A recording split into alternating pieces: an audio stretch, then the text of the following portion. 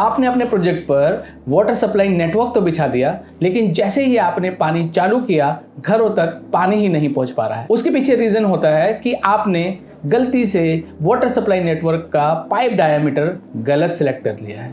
तो अपने प्रोजेक्ट पर सही पाइप डायमीटर सिलेक्ट करने के लिए आप यूज कीजिए फ्लो रेट फॉर्मूला, जो होता है Q = A × V, where Q stands for flow in pipe, A stands for area of pipe and V stands for velocity in water supply pipe. तो आइए एक एग्जांपल से समझने की कोशिश करते हैं कि अगर मान लीजिए आपके प्रोजेक्ट पर 5 लाख लीटर रोज पानी की रिक्वायरमेंट है, तो उस पे कितना पाइप डायमीटर आना चाहिए।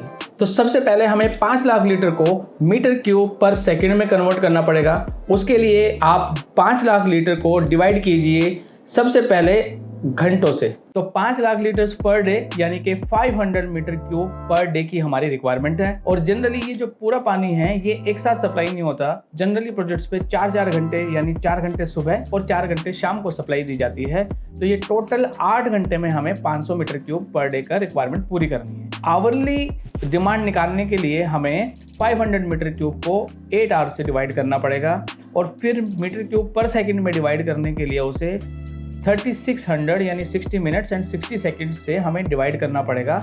तो हमारे पास में मीटर क्यूब पर सेकंड में जब ये वैल्यू आएगी वो आएगी 0.01736 मीटर क्यूब पर सेकंड। तो हमें फ्लो रेट फॉर्मूले के हिसाब से Q की वैल्यू मिल चुकी है। तो अब नेक्स्ट हमें फाइंड आउट करना है वेलोसिटी। तो जनरली जो वेलोसिटी रिकमेंडेड है वो है 0.6 to 2.4 मीटर पर सेकंड, बट डिज़ाइन वैल्यू के लिए आप उसे 0.9 मीटर पर सेकंड के आसपास रखिएगा। तो अब हमें पता लग गया है कि Q की क्या वैल्यू है और V की क्या वैल्यू है, तो हम इजीली एरिया ऑफ पाइप निकाल सकते हैं। उसके लिए फिर से हम फ्लो रेट फॉर्मूला में जाएंगे और उसको अब चेंज कर देंगे एरिया के हिसाब से। तो एरिया का फॉर्मूला हो जाएगा Q / V।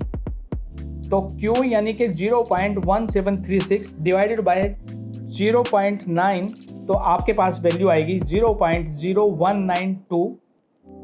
तो Q की वैल्यू यानी कि 0.1736 को जब आप 0.9 मीटर पर सेकंड से डिवाइड करेंगे तो आपके पास में पाइप का एरिया आएगा 0.0192 मीटर स्क्वायर। और वहां से आप पाइप डायमीटर यानी कि आपको फॉर्मूला लगाना पड़ेगा एरिया ऑफ सर्कल πd²/4। और जब इस फॉर्मूले में आप पुट करेंगे वैल्यूज तो आपके पास में पाइप डायमीटर निकल के आएगा 156 mm, यानी कि आपके प्रोजेक्ट पर लगभग 150 mm यानी कि 6 इंच के पाइप की रिक्वायरमेंट है। हालांकि पाइप डायमीटर सेलेक्ट करते हुए और भी बहुत सारे फैक्टर्स का ध्यान रखना पड़ता है, जैसे कि फ्रिक्शन लॉसेस कितने हुए हैं। बट इस वीडियो में आपको लगभग एक अप्रोक्सीमेट आइडिया लग गया है कि पाइप डायमीटर कैसे निकाल सकते हैं। तो मेजर मिस्टेक नहीं होगी और आप इजीली अपने प्रोजेक्ट के लिए पाइप डायमीटर सेलेक्ट कर सकते हैं।